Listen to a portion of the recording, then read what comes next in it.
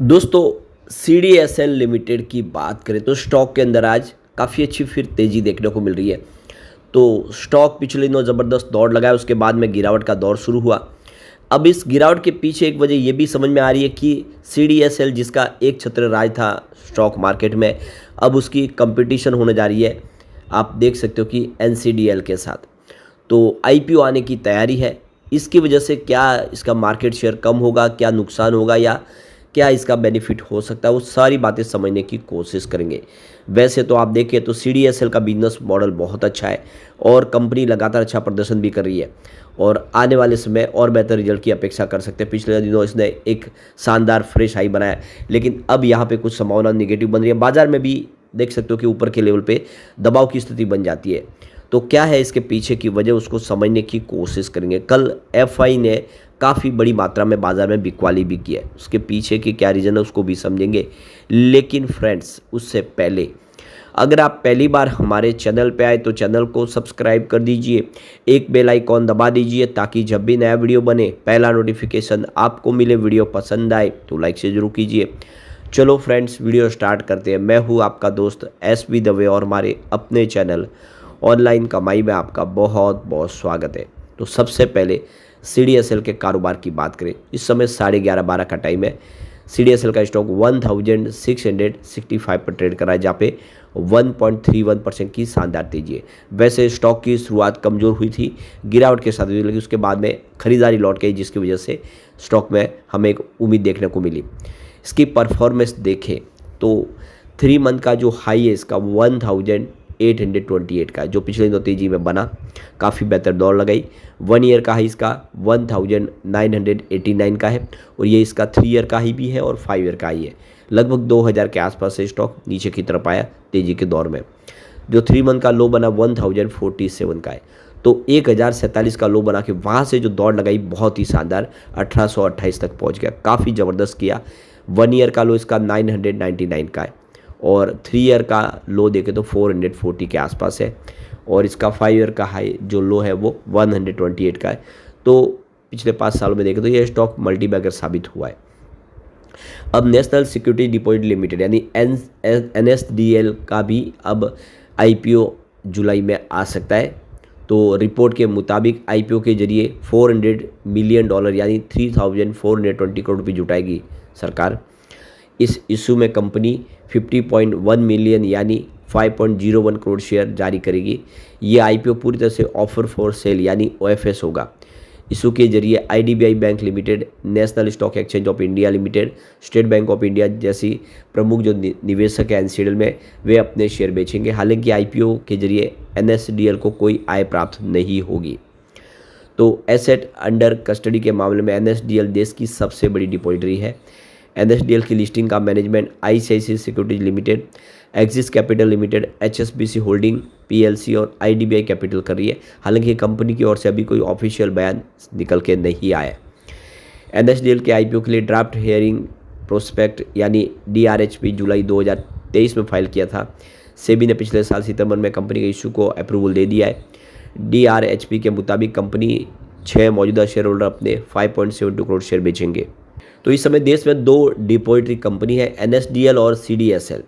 CDSL यानी central depository service limited पहले से ही स्टॉक एक्सचेंज में लिस्टेड है। NSDL देश की सबसे बड़ी डिपॉजिटरी कंपनी है जो लंबे से IPO लाने की तैयारी कर रही है। NSDL की स्थापना 1996 में हुई थी। तो अब जैसे कि NSDL का IPO आ सकता है और आने से CDSL को कई तरह से नुकसान हो सकते हैं। तो क्या क्या नुकसान हो सकते हैं इस IPO के आने से, CDSL के मार्केट को क्या असर हो सकता है? तो पहला यहाँ पे नुकसान अगर देखें तो बाज़ार में प्रतिस्पर्धा बढ़ेगी। NSDL का IPO आने से CDSL के साथ बाज़ार में प्रतिस्पर्धा बढ़ जाएगी। दोनों डिपॉजिटरी एक ही तरह की सेवाएं प्रदान करते हैं, जिससे बाज़ार में प्रतिस्पर्धा बढ़ेगी, उसका मार्केट शेयर कम होगा। निवेशकों की रुचि का स्थानांतरण होगा। NSDL के IPO आने से निवेशक है जो CDSL में निवेश करते वो NSDL की तरफ शिफ्ट हो सकते। इसका मतलब कि NSDL को नए निवेशक प्राप्त करने में कठिनाई होगी। तो ये देख सकते हो कि NSDL आने से उनके पास 2 ऑप्शन हो जाएंगे, 2 अलग अलग डिपॉजिटरी में वो निवेश कर सकते हैं। तो जो CDSL के जो इस समय मौजूदा कस्टमर है वो शेयर होल्डर एनएसडीएल की तरफ शिफ्ट हो सकते हैं, और नए जो इस समय कस्टमर मिलने चाहिए सीडीएसएल को, वो नहीं मिल पाएंगे। इसके अलावा एनएसडीएल के शेयर के मूल्य में वृद्धि की संभावना बनेगी। एनएसडीएल का आईपीओ आने से एनएसडीएल के शेयर में मूल्य वृद्धि हो सकती है। एनएसडीएल अपने शेयरों को बढ़ाने की प्राइस मिलेगी, क्योंकि ये नया आईपीओ होगा, यहाँ पे तेज़ी से आगे बढ़ने की संभावना बनेगी। इसके अलावा अगर आप देखें तो एनएसडीएल का आईपीओ आने से सीडीएसएल की बाजार हिस्सेदारी कमी हो सकती है। इसका मतलब कि सीडीएसएल को अपने व्यवसाय को बनाए रखने के लिए अधिक मेहनत करनी पड़ेगी। एनएसडीएल के आईपीओ आने से सीडीएसएल के राजस्व में भी कमी हो सकती है। इसका मतलब है सीडीएसएल को अपने व्यवसाय को बनाए रखने के लिए अधिक मेहनत करनी होगी, यानी उसका जो मार्केट शेयर है वो कम हो सकता है। तो ये कुछ रीज़न बन सकते हैं एनएसडीएल के आईपीओ आने से। तो एनएसडीएल की बात की, ये 1996 में इसकी शुरुआत हुई थी। National security depository limited Bharat में ये डिपॉजिटरी सेवाएं प्रदान करने वाली कंपनी है, पहली सबसे बड़ी कंपनी है। और ये देख सकते हो कि इसकी जो स्थापना है वो IDBI bank, union trust of India, इसके अलावा state bank of India, HDFC bank, financial संस्थाओं ने साथ में मिलकर की हुई है। सीडीएसएल की बात की, ये सेंट्रल डिपॉजिटरी सेवाएं लिमिटेड है। इसकी 1999 में शुरुआत की बॉम्बे स्टॉक एक्सचेंज द्वारा इसको संचालित किया, जिसमें bank of India, state bank of India, HDFC bank, bank of Baroda, union bank of standard chartered bank जैसे कंसोर्टियम के साथ में इसमें की गई, जिनकी हिस्सेदारी है यहाँ पे। तो एनएसडीएल और सीडीएसएल में अंतर क्या है? तो देख सकते हो कि एनएसडीएल की स्थापना पहले हुई थी 1996 में, सीडीएसएल उसके बाद में 1999 में।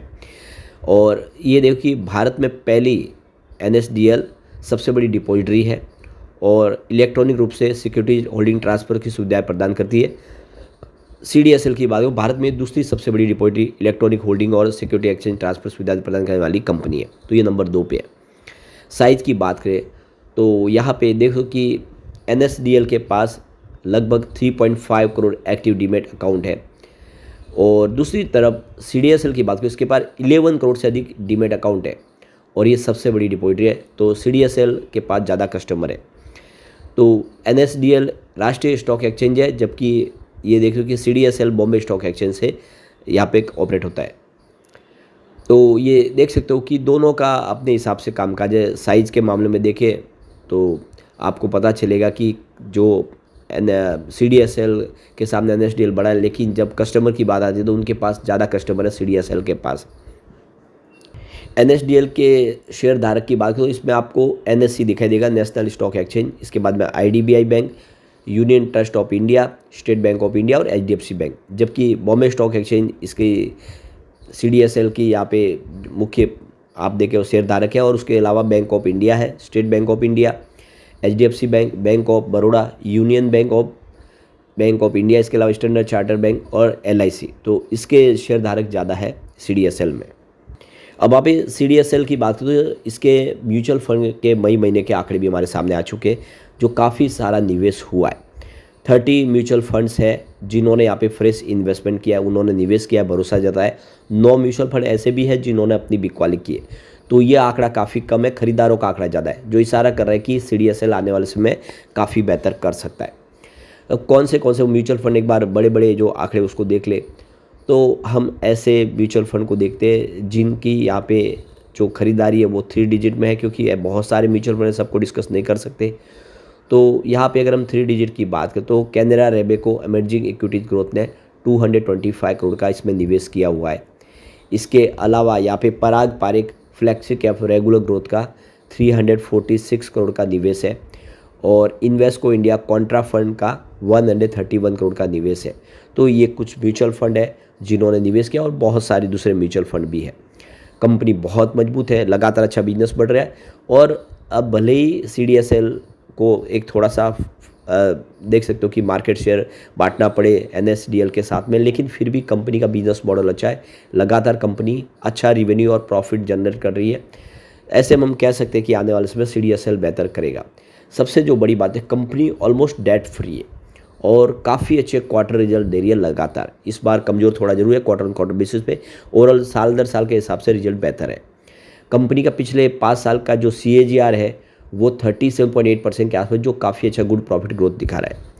इसका कंपनी का पिछले 3 साल का ROE का जो ट्रैक रिकॉर्ड है वो भी बहुत ही बेहतर है। यहाँ पे देख सकते हो कि गुड रिटर्न ऑन इक्विटी दिखा रहा है, ROE 29.7% के आसपास है। और यहाँ पे कंपनी 55% का हेल्दी डिविडेंड पे आउट करती है, बहुत अच्छा है।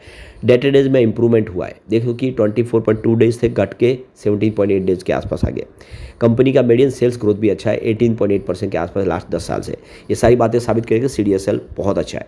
लेकिन फ्रेंड्स, कोई भी इन्वेस्टमेंट करने से पहले अपने फाइनेंशियल एडवाइजर से एडवाइस ले ले या अपना खुद का रिसर्च करें, क्योंकि मैंने वीडियो आपके एजुकेशनल पर्पज़ के लिए ही बनाया। वीडियो पसंद आए तो लाइक शेयर जरूर कीजिए और चैनल को सब्सक्राइब कर दीजिए। Thank you friends.